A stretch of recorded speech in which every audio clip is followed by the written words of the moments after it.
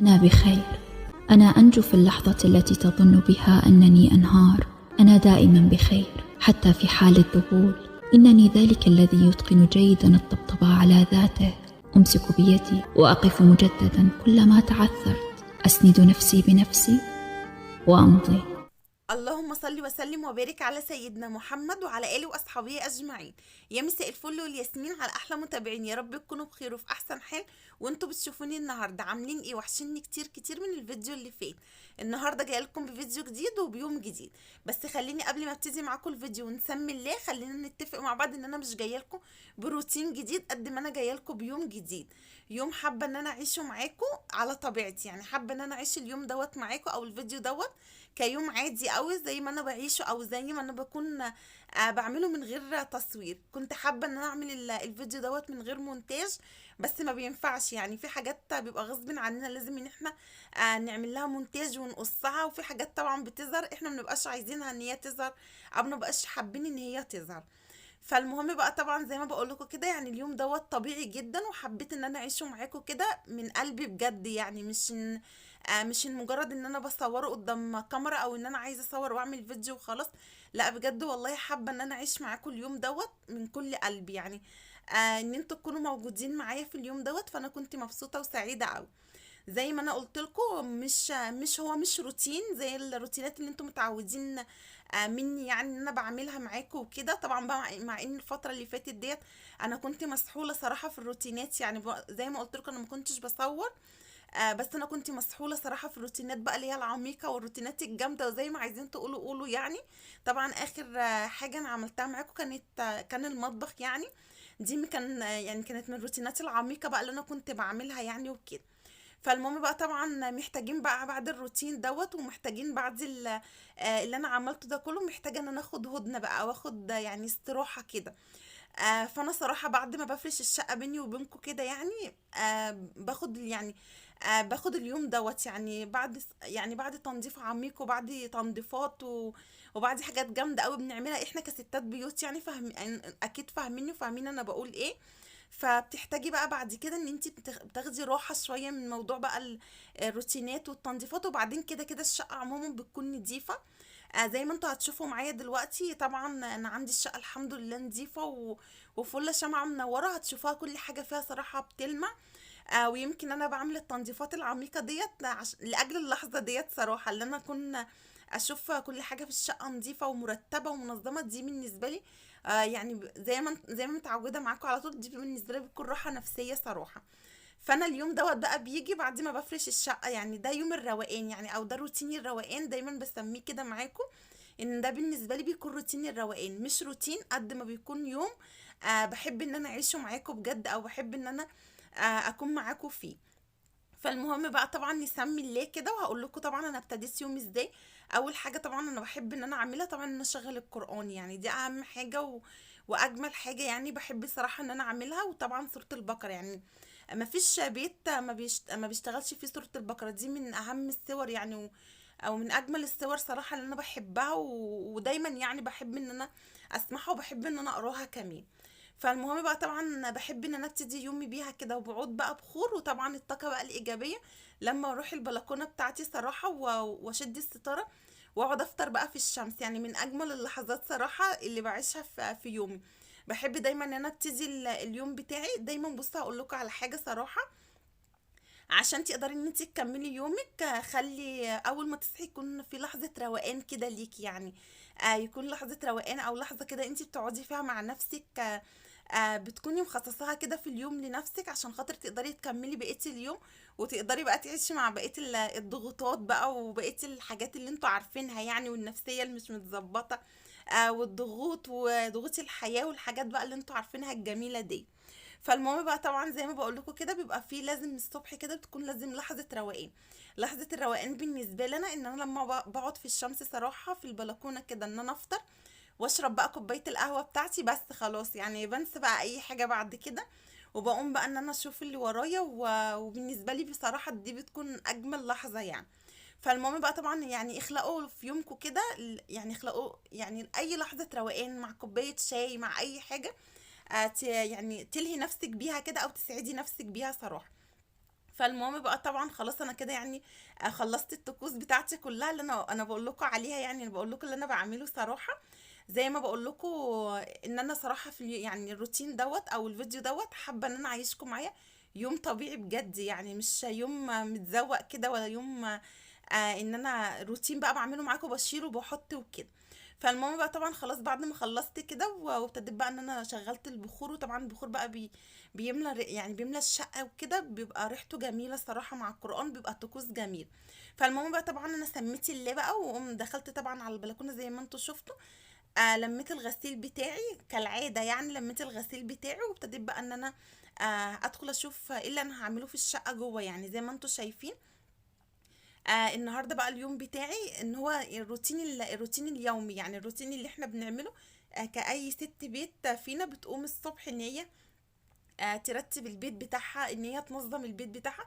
ودي من اساسيات اليوم، يعني انا بالنسبه لي صراحه دي من اساسيات اليوم، ومن اكتر الحاجات اللي لازم اي ست فينا تعملها في اليوم. يعني ما ينفعش ابدا ان انت تصحي تقومي تدوري ان انت تروحي السوق وتعملي الاكل وانت يكون بيتك مش نضيف، او شقتك مش مترتبه، مكان ما قمنا بقى، ومكان يعني ما استخدمنا السراير او نمنا عليها، او البيت محتاج ترتيب. فانا بلاقي صراحه يعني انا مش بايد الفكره ديت، مش مع اي ست صراحه ان هي تقوم الصبح يعني تفطر وتجري على السوق، تنزل على السوق عشان طبعا عايزه تعمل الاكل وتلحق تنجز وكده. لا صراحه انا مش معاكي في الفكره ديت.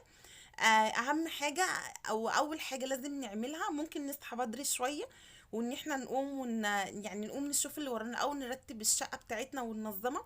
وبعد كده السوق مش هيطير ولا الاكل هيطير صراحة، لان صراحة انا بلاقي ستات كتير قوي بتستخدم الموضوع دوت او معتمدة الموضوع ده، وانا صراحة ما بفضلهوش، يعني ما بحبوش صراحة. بحس ان هو قفل اليوم، يعني انت مجرد ما تروحي السوق وتجيبي الاكل وتيجي، طب عايزة تخشي على المطبخ تعملي الاكل وتنسي الشقة.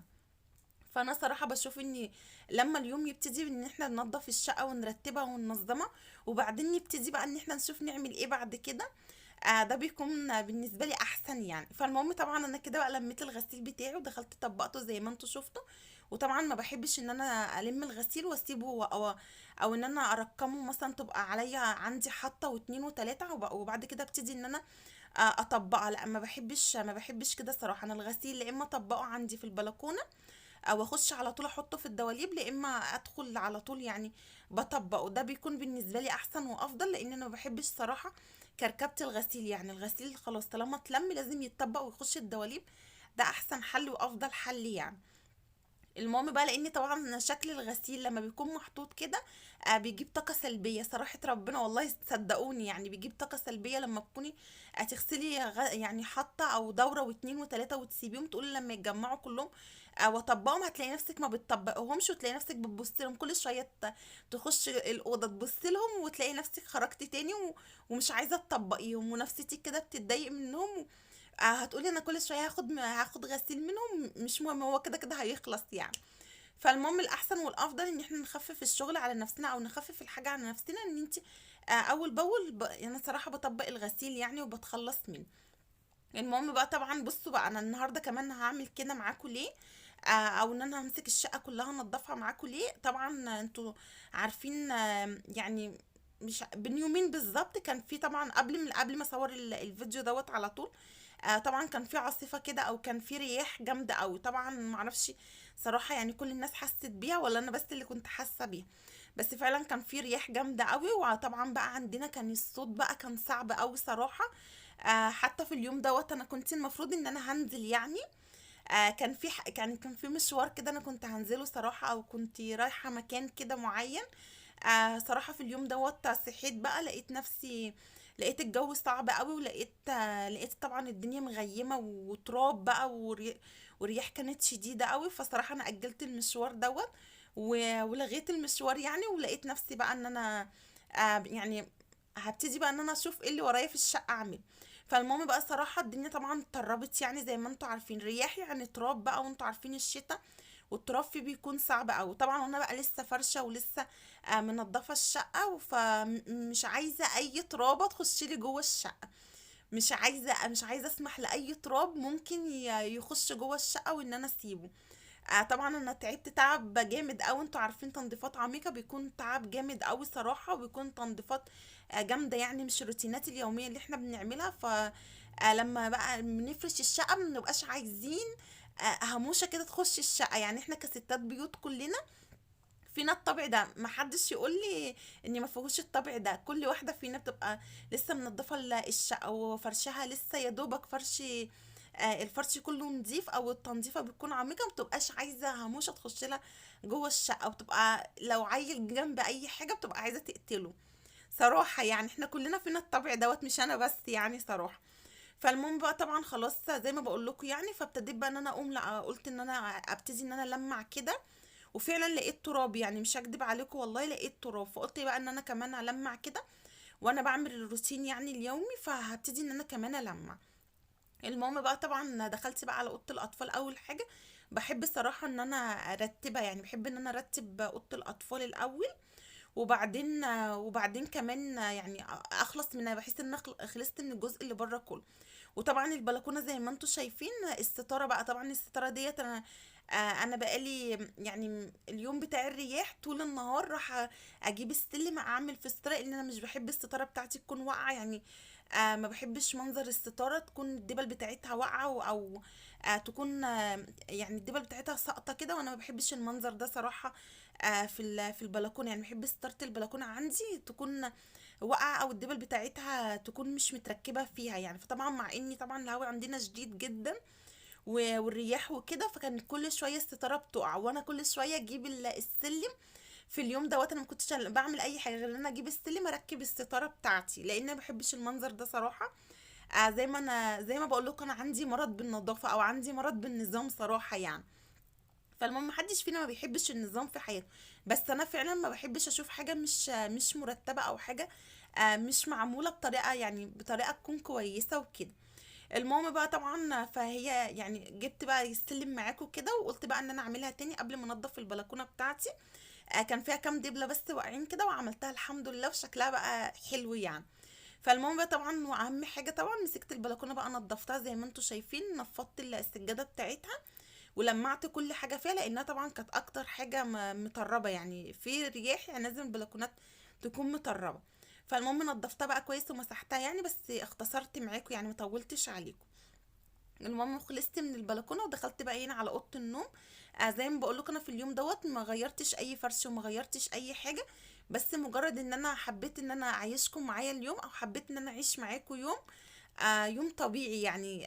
يعني يوم انا بعيشه بصور، مش بصور معاكم، بيكون ده يومي الطبيعي يعني، اليوم اللي هو الروتين اليومي كأي ست بيت. بس انا حبيت صراحة ان انا اعمله معاكم، عشان حبيت برضو ان انا اشجعكم ان انتوا لو مثلا يعني عندكم ترتيبات عادية، او ان انتي مش هتغيري فرش وكده، لا لازم البيت يكون مترتب ومتنظم.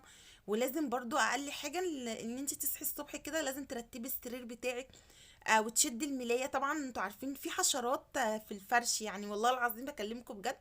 فلازم يوميا كده، لازم مش يوميا ان احنا نغير الفرش، بس لازم يوميا ان انتي يعني تهوي السرير بتاعك او تنفضيه، وتبتدي وانتي بتروقيه كده طبعا بتمشي ايدك عليه، عشان بيبقى فيه حشرات في الفرش وكده. مش مستحب ان احنا نسيب السرير زي ما قمنا من عليه، يفضل مش مترتب كده لحد ما نرجع ننام عليه، او عشان الجو ساقع نفضل البطانية مفروضة عليه واحنا قاعدين على السرير. لا مش صح ابدا، زي ما بقولك والله في حشرات في الفرش، فلازم السرير يكون متعوم. المهم بقى طبعا انا خلصت اوضه النوم كمان ورتبتها، وكده عندي الاوضتين بقوا نضافوا زي الفل. خلاص كده يا ايه؟ لا طبعا مش خلاص، لا خلاص ايه. المهم بقى طبعا هنا جيت على اوضه الركنه وابتديت بقى ان انا هعمل لها بقى تلميعات كده. زي ما بقول لكم طبعا في تراب، في رياح، فطبعا في تراب. يعني مش هقول لكم ان مفيش تراب دخل يعني، عشان اكون صريحه معاكم، لا في تراب دخل. لاني طبعا وانا قاعده كده شايفه الفواصل بتاعتي عليها تراب. فطبعا المهم بقى طبعا دخلت هنا بقى على اوضه الركنه. طبعا زي ما انتم شايفين مش محتاجه مني ولا ترويق، ولا هي محتاجه مني اي حاجه، ولا هي مكركبه ولا فيها اي حاجه. بس طبعا لازم ان انا همسكها بقى، ان انا طبعا هلمعها والمع الترابيزات بتاعتي والمع كل حاجه زي ما بقول لكم، طبعا لان الحاجه كلها جت عليها تراب. فانا قلت بقى طبعا بالمره كده لمع كل حاجه معايا يعني، ولمع كمان الفواصل بتاعت الاوضه معايا. طبعا بقى اول مره تشوفوا معايا الركنه بالشكل ده. بصوا انا نقلتها معاكم المره اللي فاتت. بص مش عايزه حد بيقول لي ان انت عندك وسواس. انا صراحه بحب التغيير، زي ما قلت لكم قبل كده انا بحب التغيير. ولو في امكان يعني لو في امكانياتي حاجه ان انا بقدر اغير فيها، وان عشان تغير لي مودي كده وتغير لي المود بتاعي، او تغير من شكل الحاجه، او تغير من الروتين اليومي بتاعنا، بعملها صراحه يعني. بعملها ما بتاخرش ابدا، ولا يعني بتاخر عنها صراحه. فالمهم بقى طبعا اخر مره طبعا انتوا شفتوا انا كنت ناقله الركنه، جبتها طبعا الناحيه التانية وجبت الترابيزه بتاعتي الشاشه حطيتها بين الكرسيين. فطبعا وانا قاعده كده ما عجبنيش الشكل صراحه، بيني وبينكم صراحه يعني. فما عجبنيش الشكل، فقلت لا ما بديهاش بقى طالما ما عجبنيش الشكل. لا لازم اقوم اشوف شكل تاني يعني لاوضه الركنه لحد ما اوصل للحاجه اللي هتريحني. يعني لازم اعملها بطريقه تريحني، الاقيها بشكل كده يريحني. فالمهم بقى طبعا مع اني طبعا قعدت ابدل فيها وانا وماما، بقى ماما تقول لي اعملي كذا طب غيريها كده، طب اعملي كده. فالمهم طبعا بقى ايه، بصراحة الفكرة دي ما كانتش فكرتي، عشان اكون صريحة معاكم. الفكرة دي ما كانتش فكرتي، دي كانت فكرة ماما.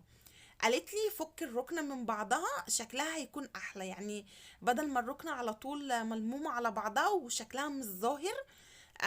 فبصوا هقول لكم على حاجه، احنا عندي الركنه ديت اصلا لما عملناها احنا كنا مفصلينها بالمقاس. يعني احنا كنا لما جينا عملناها صراحه فصلناها بالمقاس على شقتنا القديمه. فطبعا المقاس اصلا جه فيه غلطه صراحه، يعني المفروض ان هي كانت تبقى اكبر من كده. عندي الجزء اللي هو في الجزء دوت اللي انا حطاه على الحيطه دوت اللي جنب المبرد، المفروض يكون كان اكبر من كده، فالمقاس طبعا جه اصغر. اللي قاس مقاس صح، فالمقاس جه طبعا اصغر. فطبعا الجزء دوت لما بيكون محطوط جنب الركنه بيكون يعتبر ملغي النص بتاعه، نص الكنبه بتكون انا مش مستغليها ومش قاعدين عليها وما بنعرفش نعمل حاجه عليها خالص. فماما قالت لي طب جربي ان انت تفكيها عشان حتى شكل الكنبه ديت يبان، وان احنا نستغلها، يعني عشان ان احنا كده مش مستغلينها خالص. وتحس ان هي جزء كده ملوش اي لازمه. فالمهم صراحه رحت قلت لها طب خلاص يا ماما هجرب. الاول الصراحه انا ما كنتش معاها في الراي، وبعدين قالت لي جربي مش هتخسري حاجه، جربي. فالمهم صراحه انا جربت يعني زي ما بقول لكم كده، فكتهم عن بعض، فحسيت صراحه ان هم شكلهم حلو مش بطال. يعني لقيت شكلهم صراحه حلو، يعني دلوقتي هتشوفوهم معايا، أنا هجيب الكاميرا الناحيه التانية عشان اخليكم ان انتوا تشوفوهم. فالمهم طبعا انا فكيتهم وحسيت طبعا بصوا الكنبه ديت فيها جزئين، يعني فتحسوا ان هي كنبه منفصله. والركن والجزء التاني ما فيهوش دراع يعني او ما فيهوش جنب. بس عادي يعني شكله لطيف. طبعا انا فضلت ان انا احطه جنب الكرسي عشان يكون مش باين، يعني يكون الموضوع ده مش ملحوظ قوي. فحسيت ان هما شكلهم حلو، حسيت ان هما كنبتين. فالمهم بقى طبعا فزي ما بقول لك يعني دي كانت فكرة ماما، وانا استقريت بقى على الشكل دوت صراحة. واستقريت على عن الأوضة تكون شكلها كده، حسيت ان هي شكلها برضو حلو مش وحش. وحسيت لما فكيت الركنة، يعني ماما قالت لي مش دايما يكون الركنة تكوني حطاهم، يعني تكوني على طول شابكاهم في بعض. فانا بالنسبه لي دي كانت ركنه، يعني دي ركنه لازم تكون ملمومه على بعضها. فقالت لي الركنه، راحت ماما قالت لي يعني الركنه بتاعتنا تحس ان هي كنبتين اكتر من هي ركنه. فالمهم بقى طبعا سمعت كلامها ست الحبايب بقى، فلازم نسمع كلامها وكده. فالمهم فصلتهم يعني وعملت الاوضه بالشكل دوت. حبيت بقى ان انا وانا بعمل الروتين طبعا عشان انا ما صورتش معاكم وانا بفرش الشقه. زي ما بقول لكم ما بقاش عندي وقت صراحه ان انا اصور خالص وانا بفرش. ده بيبقى من الصعب قوي بالنسبه لي لما بكون بفرش الشقه صراحه واصور معاكم، طبعا بيكون صعب قوي بالنسبه لي صراحه، لاني زي ما بقول لكم انا بفرش الشقه بتاعتي كلها في يوم واحد. فده بيكون صعب عليا ان انا افرش الشقه كلها. طبعا الشقه عندي فيها تفاصيل كتير قوي، فيها فرش كتير. فبيكون صعب عليا ان انا اصور وان انا كمان افرش، يعني يومي بيكون مضغوط قوي صراحه، وبكون مسحوله في اليوم دوت حرفيا. طبعا بصحى الصبح بدري، ما بخلصش غير بالليل، يعني بعد ما اخلص الاذان اسمع الاذانات كلها، لولا طبعا ان انا بخلص افرش السجاد في الارض. غير كده ما برتاحش يعني. المهم بقى فطبعا بيبقى صعب عليا ان انا الصراحه اصور معاكم.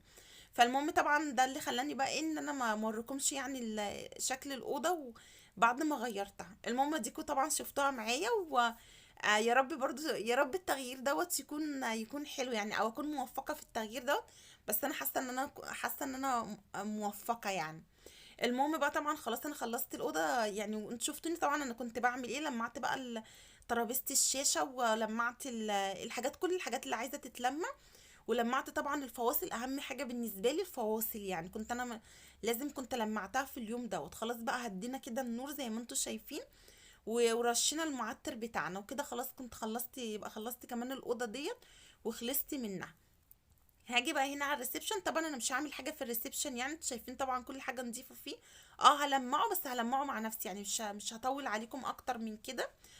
بس دلوقتي انا هعمل ايه. طبعا زي ما اوريكم كان البرواز دوت ماما كانت جايبهولي يعني. فانا ما ركبتهوش صراحه. يعني كنت مأجله صراحه ان انا اركبه.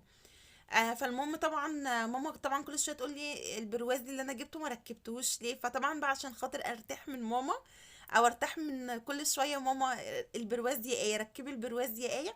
فانا قررت في اليوم دوت لازم ان انا اركبه والله العظيم. وانا يعني وانا كده بصور معاكم، فانا افتكرته يعني، افتكرته بالصدفه صراحه.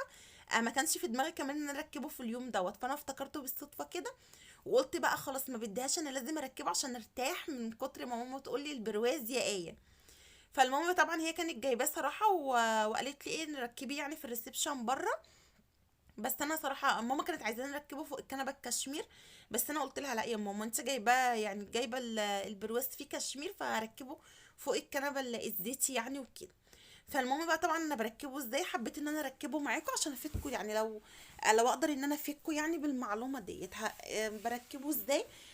طبعا انتوا عارفين ان انا كنت معانيه يعني، عندي معاناه كده مع البرواز اللي كان في اوضه الركنه الصراحه. كان على طول الدبل فيس. كنت بجيب الدبل فيس وكنت بلزقه، وكل شويه كان بيقع من على الحيطه لحد ما عمل لي من وراه منظر سيء قوي يعني، ورا البرواز صراحه اللي في اوضه الركنه، من كتر ما كنت بجيب دبل فيس والزق ويقع والزق، وطبعا الدبل فيس يلزق على الحيطه، فعمل لي شكل مش لطيف. فطبعا بقى اخر حاجه كنت عملتها يعني في البرواز اللي في اوضه الركنه، ان انا جبت غيره، كان عندي غيره، وحطيت الغيره بقى عليه على على البرواز، ورحت ولزقته يعني. لزقته على الحيطه. وطبعا كنت موفقه في الموضوع دوت، والحمد لله اخيرا يعني. البرواز ما بقاش يقع، لان كان كل شويه يقع وكان مضايقني ومعصبني قوي. فالمهم بقى انا من ساعتها صراحه اعتمدت الموضوع دوت. هنا طبعا انا كنت بوري ماما، كنت بقول لها يعني شوفي يا ماما، طبعا عشان انا اللي ماسكاه، فانا مش عارفه يعني مظبوط ولا المستوى بتاعه كويس، ولا نركبه التلاتة جنب بعض. ماما قالت لي لا، التلاتة جنب بعض مش شكلهم مش حلو قوي، ركبيهم يعني زي ما هركبهم دلوقتي يعني، زي ما انتوا هتشوفوهم. طبعا بقى بعد معاناة، انا قعدت فترة طويلة قوي يعني، قعدت مدة طويلة. ما يغركوش ان هو ركب بسرعة كده. فطبعا اهم حاجة بصوا، عشان خاطر اكون واضحة معاكم، واكون تكون يعني لو عملتوا الحاجة تعملوها ما تتبهدلش معاكم. انا حطيت الغيره الاول ولزقته على الحيط. طبعا الحيطه عندي هنا كمان في الريسبشن ناعمه قوي، فطبعا حطيت الغيره وحطيت البرواز، ما لزقش. فضلت ان انا ماسكاه واثبته شويه، لا برضو ما لزقش. طبعا عملت ايه، اضطريت ان انا جبت دبل فيس، وحطيت الدبل فيس، وحطيت برضو الغيره يعني، مش الدبل فيس لوحده، وحطيت الغيره، وبعدين حطيت الدبل فيس يعني، وابتديت ان انا الزقه بحيث ان الدبل فيس يمسك في الحيطه عقبال ما لما الغيره تنشف. ما افضلش انا ماسكه البرواز لحد ما الغيره تنشف، يبقى انا هقعد اليوم كله جنب البرواز. فطبعا يعني وانا بلزقه كده جات لي الفكره ديت، ولقيتها فكره موفقه يعني واحسن. وطبعا كده عمره ما هيقع، وهيفضل ثابت كده على الحيطه وعمره ما هيقع. فلو انت عندك برواز ومضايقك ومعصبك يعني، اعمليه زي ما بقول لك كده، وصدقيني النتيجه هتعجبك قوي في الاخر. المهم بقى طبعا انا طبعا عملت بقى الريسبشن مع نفسي زي ما قلت لكم. ولمعت طبعا الريسبشن يعني، ولمعت الفواصل بتاعته، وعملته بالمكنسه. طبعا انا كده كنست الشقه كلها يعني، مش كنست الريسبشن بس. لا انا شفطت الشقه كلها. فالمهم خلاص بقى طبعا هبتدي ان انا اعطر زي ما انتم شايفين الريسبشن كده، ونهدي بقى النور كده ونطفي النور، وكده يكون خلاص بقى كده الشقه بقت فل شمعه منور. خلاص كده. لا طبعا مش خلاص، اصبروا بقى عليا. طبعا اليوم ده، اليوم ما ينفعش يخلص من غير حاجه حلوه ابدا. قلت لكم طبعا في الفيديو اللي فات، قلت لكم ان انا هخلص هعمل معاكم يعني في القوالب. بصراحه كان نفسي اجرب فيها قوي الكيكه يعني وكده. فطبعا صراحه كان نفسي يعني زي ما بقول لكم اجربها، ان انا يعني وانا شايله وانا كنت بنضف الشقه وكده، ما كانش عندي مجال صراحه ان انا اجربه. فالمهم بقى طبعا قلت بعد ما اخلص وكده هعمل فيهم. صراحه كنت عايزه اجربهم واشوف هم لما يخشوا الفرن هيبقى عاملين ازاي وكده. ما كانوش عندي قبل كده، ولسه صراحة لسه جايباهم يعني، وانا ما كنتش عارفة صراحة، ان كنت عايزة اجيب الحجم اللي اكبر من كده، بس هما طلعوا يعني الحجم دوت. صراحة حلوين قوي، عجبوني قوي صراحة. دلوقتي هتشوفوهم معايا، عجبوني فعلا يعني. فالمهم بقى طبعا عملت بقى الكيكة كده، قلت ان أنا اختم اليوم معاكم يعني، وختمت يومي كمان. كافئت نفسي في اليوم دوت زي ما قلت لكم يعني، حبيت ان انا اعيش اليوم دوت يوم روقان يعني، لانه مش هيتكرر تاني يعني. انا عايزه اقول لكم ان هو مش اليوم دوت مش هيتكرر تاني. هو بيبقى يوم بس في من ضمن الايام اللي بتكون رايقه يعني كده، او من واحد بيكون فيها ما يكونش فيها وراه يعني الشغل، او وراه حاجات كتير في الشقه. بصوا صراحه انا بفضل، يمكن انا بفضل اكتر الحاجات اللي انا اعملها الحلويات اكتر من الاكل يعني. انا بحب الحلويات اكتر من الاكل يعني. بصراحه ممكن ان انا ادور على وصفه او اتعلم وصفه او حاجه في الحلويات اكتر من الاكل. كنت بحب وحابه برضو ان انا اعمل البطاطا يعني بالبشاميل وكده، بحبها جدا يعني، هي والكيكه صراحه بحبهم. او يا سلام بقى على الحمص الشام او الحلبسه، يعني على حسب ما انتوا بتقولوا. طبعا الاسكندرانيين بيقولوا عليه الحلبسه طبعا، لكن احنا بنقول حمص الشام. بقالي من اول الشتاء صراحه ما عملتوش. معرفش بقى، كل الحاجات دي جايه في بالي كده وانا بعمل الكيكه معاكم، فجت في بالي بقى، قلت انا بقالي كتير ما عملتش حمص الشام يعني معاكم. من اول الشتاء ما عملتوش خالص، لو ان انا بحبه. ممكن يكون عشان الشتاء السنه دي مش ساقعه قوي يعني، مش زي السنه اللي فاتت. يمكن السنه اللي فاتت كان ساقعه اكتر من كده صراحه. مش حاسه ان الشتاء دوت برد قوي يعني، بيجي ايام لكن بقيه الايام بتكون حلوه قوي. وده طبعا بالنسبه لي مصلحه كبيره قوي، لان انا ما بحبش الشتاء صراحه يعني.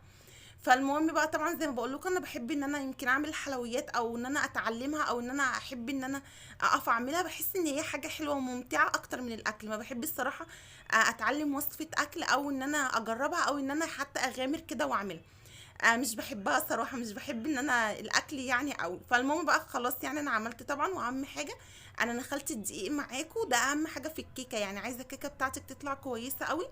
انخلي الدقيق زي ما انا نخلته كده، وبعدين تحطي عليه البيكنج باودر، وده بيكون يعني ده بيكون صراحة حلو، النتيجة بتكون كويسة.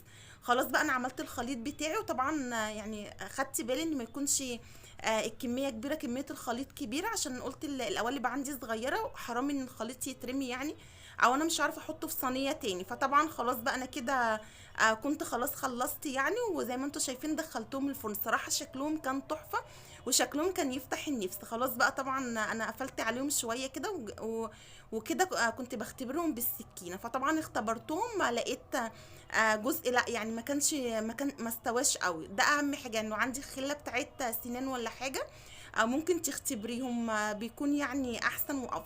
خلاص بقى انا كده طبعا كنت خلاص خلصت الكيكه يعني، واستوت زي ما انتم شايفين. طلعت القلبين الصغيرين، والقلب الكبير ده ما كنتش هاكله صراحه دلوقتي. خلاص انا كده اكون وصلت لنهايه الفيديو.